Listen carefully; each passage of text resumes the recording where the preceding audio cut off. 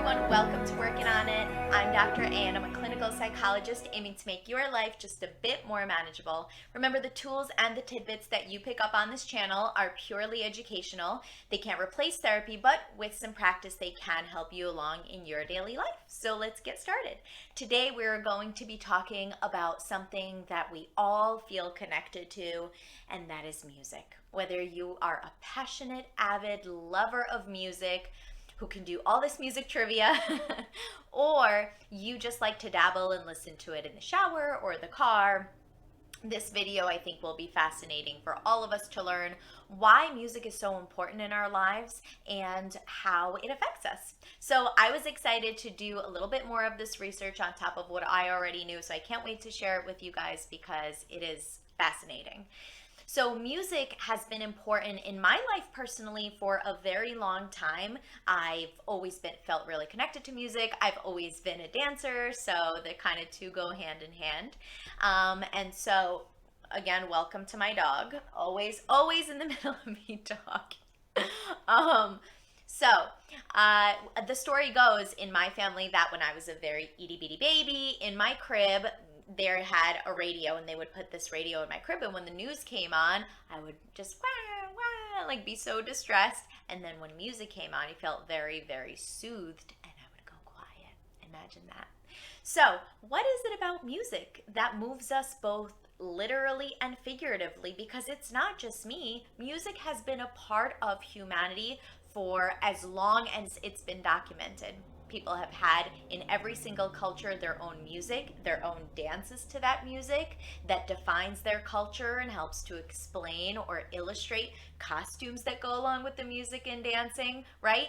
And music's been important for storytelling throughout history.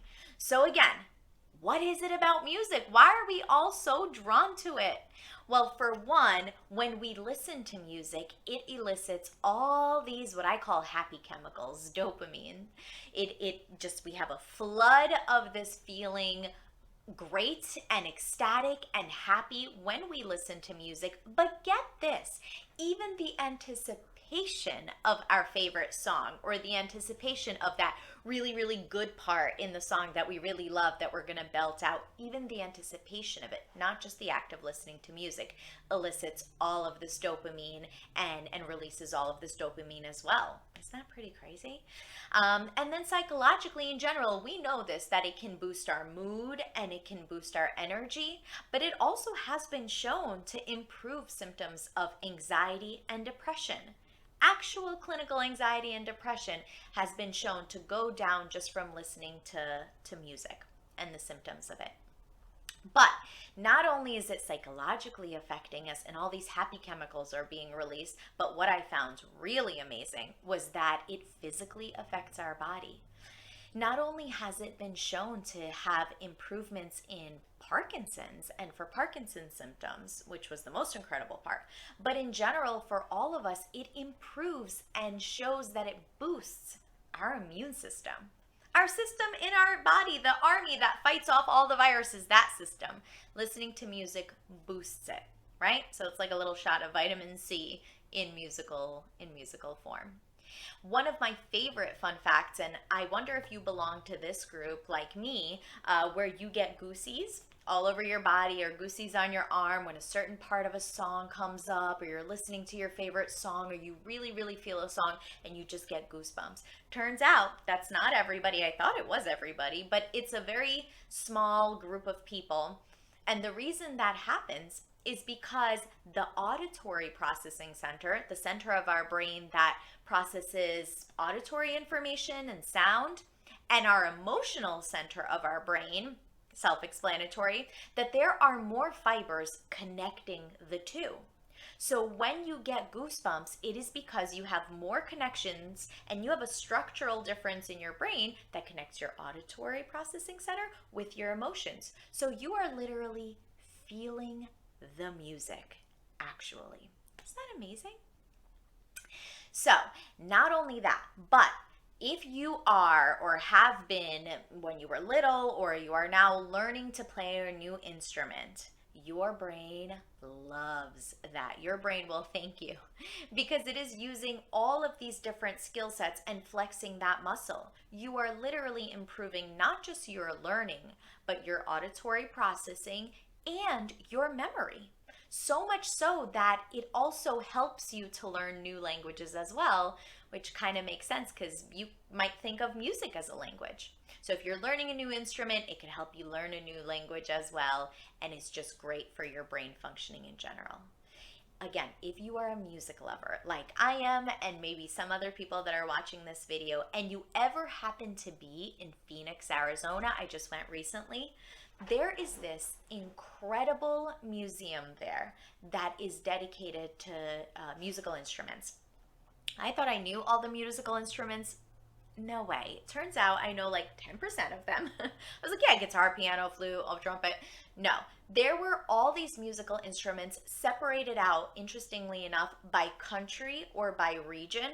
And you basically visit each country and it shows you all of these incredible musical instruments that I've never seen, I've never heard of, I've never even heard the name of them in my entire life. Most of the museum was that. 90% of the museum was ones that I didn't even recognize and I didn't even know exist. So anyway, this is a very big recommendation and suggestion that if you live there now or you're ever around there, go visit the musical instrument museum. I think they have something like 4,000 instruments. It's unbelievable. And you get these little headphones and you walk around, and when you're in the different regions or countries, there's a video showing you how that instrument is played. So since we're talking about music. But anyway, how can we use this to our advantage? Very easily. When you are down or you are feeling anxious or you are maybe even physically ill, don't discount the power of music. We know that it boosts our mood and energy, but it helps with anxiety, depression, and again, it helps with our immune system. So give music more than credit than maybe we've given it in the past, and listen to some music and see how you feel. It might even help to have different playlists set up for when you're angry. This is my playlist to self-soothe. When you're anxious, this is my playlist. When you're going for a run and you need a little bit of an energy boost and motivation, this is my playlist. It might make sense just to spend a couple of hours putting together a few playlists for the things that you do in your life, now that we know just how powerful music is psychologically, physically, and for our brain functioning. I post videos every Tuesday and Friday, and in the next video, we will be discussing friendship. You know that they call us the loneliest generation? They're calling it a loneliness pandemic. Pretty ironic considering all the social media platforms. We'll talk about that next time. I'm sure I'll be repeating this in that video, but it's true. So I want to talk about friendship.